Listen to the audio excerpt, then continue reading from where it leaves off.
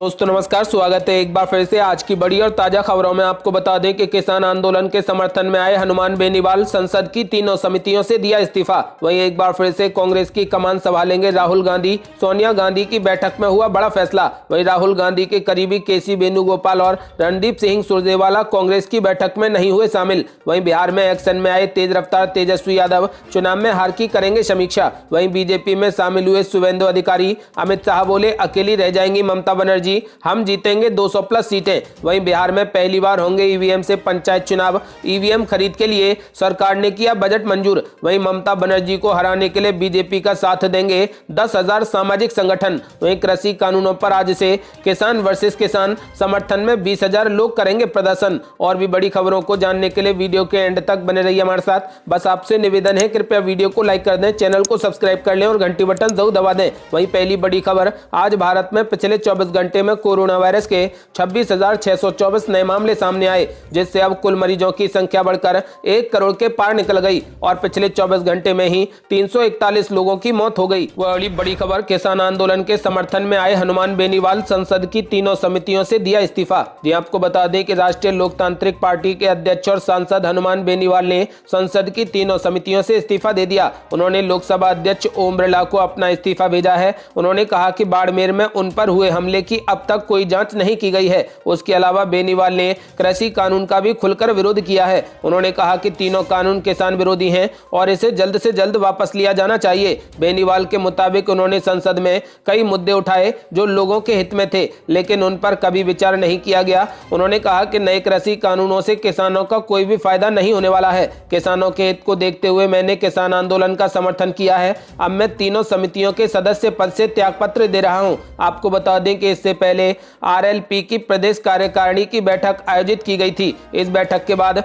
उन्होंने इस्तीफा देने की घोषणा की है। वह अगली बड़ी खबर, एक बार फिर से कांग्रेस की कमान संभालेंगे राहुल गांधी। सोनिया गांधी की बैठक में हुआ बड़ा फैसला। जी आपको बता दें कि कांग्रेस अध्यक्ष सोनिया गांधी के आवास पर पार्टी के वरिष्ठ नेताओं की बैठक हुई। इस बैठक में एक बार फिर से राहुल गांधी को पार्टी की कमान सौंपने की मांग उठी है। इस पर राहुल गांधी ने कहा कि पार्टी मुझे जो भी जिम्मेदारी देगी मैं उसे निभाऊंगा। साथ ही राहुल गांधी ने यह भी कहा है कि अध्यक्ष को चुनने का फैसला चुनाव पर छोड़ना चाहिए। सूत्रों के मुताबिक इस बैठक में कांग्रेस के 20 वरिष्ठ नेता शामिल हुए। बैठक करीब 5 घंटे तक चली। बैठक में मौजूद सभी नेताओं ने एक मत से राहुल गांधी को अध्यक्ष बनाने की इच्छा जाहिर की है। इन नेताओं में ऐसे कई वरिष्ठ नेता भी शामिल थे जिन्होंने सक्रिय नेतृत्व और व्यापक संगठनात्मक बदलाव की मांग को लेकर पहले पत्र लिखा था। सूत्रों का कहना है कि राहुल गांधी ने कहा कि मैं वरिष्ठ नेताओं को महत्व देता हूं। इनमें से बहुत सारे लोगों ने मेरे पिता के साथ भी काम किया है। अध्यक्ष बनने के वरिष्ठ नेताओं के आग्रह पर उन्होंने कहा कि पार्टी मुझे जो भी जिम्मेदारी देगी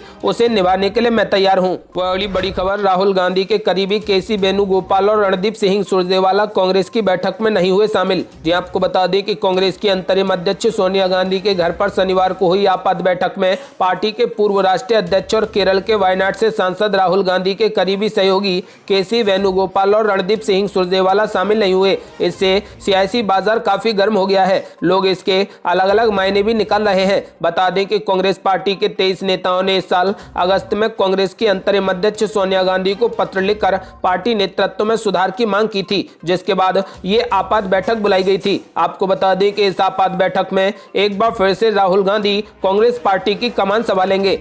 वह अगली बड़ी खबर, बिहार में एक्शन में आए तेज रफ्तार तेजस्वी यादव चुनाव में हार की करेंगे समीक्षा। जी आपको बता दें कि आरजेडी के नेता तेज रफ्तार तेजस्वी यादव 21 दिसंबर को विधानसभा चुनाव में हार के कारणों की समीक्षा करेंगे। अपने पिता और आरजेडी अध्यक्ष लालू प्रसाद यादव के निर्देशों के अनुसार उन्होंने सभी विधायक प्रत्याशी, जिला अध्यक्ष और जिला के प्रधान महासचिव को हार के कारण और संगठन मजबूत करने वाले सुझाव को लिखित में देने का निर्देश दिया है। आपको बता दें कि आरजेडी ने बिहार चुनाव में हार के बाद सभी उम्मीदवार जिला अध्यक्षों और जिला महासचिवों की समीक्षा बैठक बुलाई है। इस बैठक में हार पर समीक्षा की जाएगी। इसके साथ ही पार्टी में रहकर नुकसान करने वाले कार्यकर्ताओं पर तगड़ा शिकंजा कसने के लिए लिस्ट भी तैयार की जाएगी। आपको बता दें कि बिहार विधानसभा चुनाव परिणाम के बाद होने जा रही आरजेडी की ये पहली बैठक कई मायनों में महत्वपूर्ण है। इसमें चुनाव परिणाम को लेकर चर्चा तो होगी ही, साथ ही किसान आंदोलन को लेकर भी, कृषि कानून पर भी चर्चा होगी तथा अन्य मसलों पर भी सभी से राय ली जाएगी। बैठक के लिए सबको लिखित रूप से अपनी राय लाने के लिए कहा गया है।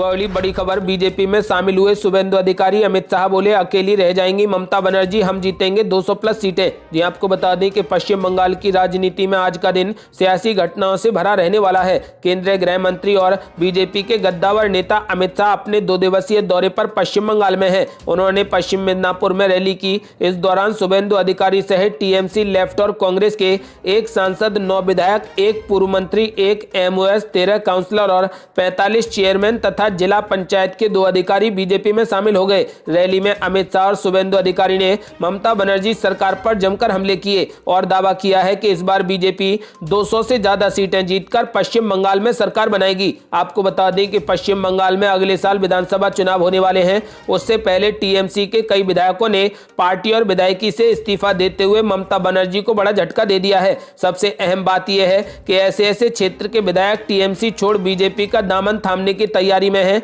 जहां जहां बीजेपी की स्थिति लोकसभा चुनाव में कमजोर रही थी। ऐसे में ये सियासी घटनाक्रम आने वाले विधानसभा चुनाव में भगवा पार्टी को काफी फायदा पहुंचाएगा। बड़ी खबर, दिल्ली की सर्दी भी नहीं तोड़ सकी किसानों का हौसला, कड़ाके की ठंड में लगातार जारी है आंदोलन। जी आपको बता दें कि दिल्ली शीतलहर की चपेट में है। इसके बावजूद भी केंद्र के कृषि कानूनों का दिल्ली की सीमा पर विरोध कर रहे किसान अपनी मांगों को लेकर लगातार डटे हुए हैं। शहर में रविवार को पारा 3.4 डिग्री सेल्सियस तक गिरा, जो इस मौसम में अब तक का सबसे न्यूनतम तापमान है। किसान आंदोलन शुरू हुए 4 सप्ताह हो चुके हैं और इसके कारण सीमा पर कई बिंदुओं पर यातायात का मार्ग परिवर्तित किया गया है, जिसकी वजह से यात्रियों को असुविधा का भी सामना करना पड़ा है। आपको बता दें कि उधर सरकार किसान कानूनों को रद्द करने के लिए तैयार नहीं है, तो किसान भी आंदोलन को रद्द करने के मूड में नहीं है। आपको बता दें कि दोनों ने ठान रखा है और सरकार ने घोषणा की है कि किसान कानून रद्द नहीं होंगे, चाहे तो उसमें परिवर्तन किए जा सकते हैं। लेकिन किसानों ने भी ठान लिया है। किसानों ने कहा है कि जब तक कृषि कानूनों को रद्द नहीं किया जाएगा, हम आंदोलन को बंद नहीं करेंगे। यदि आप भी चाहते हैं कि कृषि कानून रद्द कर दिए जाएं, तो इस वीडियो को लाइक कर अपनी राय हमें कमेंट बॉक्स में जरूर दें। अगली बड़ी खबर, ममता बनर्जी को हराने के लिए बीजेपी का साथ देंगे 10,000 सामाजिक संगठन। जी आपको बता दें कि पश्चिम बंगाल में ममता बनर्जी को मात देने के लिए भारतीय जनता पार्टी अब छोटे बड़े सामाजिक और धार्मिक संस्थाओं पर फोकस कर रही है। ये वो संस्थाएं हैं जिनका हिंदू मतदाताओं पर काफी असर है। पार्टी सूत्रों का कहना है कि पश्चिम बंगाल दौरे के दौरान महापुरुषों की जन्मस्थली पर जाने के साथ ही बुद्धिजीवियों और समाज के अन्य वर्गों के साथ गृह मंत्री अमित शाह और भाजपा के राष्ट्रीय अध्यक्ष जेपी नड्डा हर वर्ग को पार्टी से जोड़ने की कोशिश कर रहे हैं।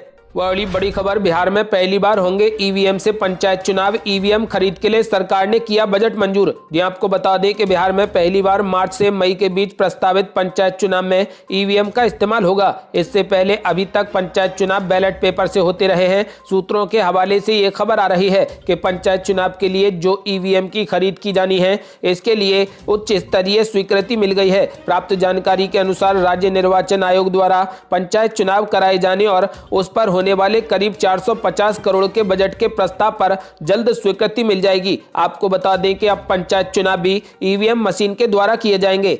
वह बड़ी खबर, कृषि कानूनों पर आज से किसान वर्सेस किसान समर्थन में 20,000 लोग करेंगे प्रदर्शन। जी आपको बता दें कि अब किसान कानून के समर्थन में भी किसान कूद पड़ा है। कृषि कानूनों के खिलाफ किसानों का प्रदर्शन लगातार जारी है और विरोध करने वाले किसान चक्का जाम का प्लान बना रहे हैं। इस बीच कानूनों के समर्थन में करीब 20,000 किसान आ गए हैं और रविवार को यानी आज गाजियाबाद में प्रदर्शन करेंगे। वहीं सिंधु बॉर्डर पर किसान नेताओं की सुबह से मीटिंग थी। आपको बता दें कि एक तरफ सिंधु बॉर्डर पर किसान कृषि कानूनों के खिलाफ लगातार प्रदर्शन कर रहे हैं और अब सड़कों पर चक्का जाम करने की योजना बना रहे हैं, तो वहीं दूसरी तरफ कानूनों के समर्थन में करीब 20,000 किसान गाजियाबाद बॉर्डर पर आज प्रदर्शन करने जा रहे हैं। हजारों की संख्या में आ रहे ये किसान मेरठ से सुबह करीब 10 बजे रामलीला मैदान में पहुंच चुके हैं। आपको बता दें कि अब किसान कानूनों के समर्थन में प्रदर्शन जारी रहेगा। वह बड़ी खबर, फारूक अब्दुल्ला पर ईडी का तगड़ा शिकंजा, 12 करोड़ रुपए की संपत्ति की गई जब्त। जी आपको बता दें कि प्रवर्तन निदेशालय यानी ईडी ने जम्मू कश्मीर के पूर्व मुख्यमंत्री फारूक अब्दुल्ला की 12 करोड़ की संपत्ति मनी लॉन्ड्रिंग के तहत अटैच की है। ईडी ने यह कार्रवाई जम्मू कश्मीर क्रिकेट एसोसिएशन के अध्यक्ष रहने के दौरान किए गए गबन मामले में की है। इस कार्रवाई में फारूक अब्दुल्ला के जम्मू के संजवान और तन मार्ग में 2 घर, श्रीनगर के गुपकर रोड वाला घर, रेजिडेंसी रोड पर व्यावसायिक संपत्ति अटैच की गई है। इसके अलावा जम्मू कश्मीर में 4 अलग अलग जगहों पर जमीन भी अटैच की गई है। आपको बता दें कि फारूक अब्दुल्ला की कुल 12 करोड़ की संपत्ति को जब्त किया गया।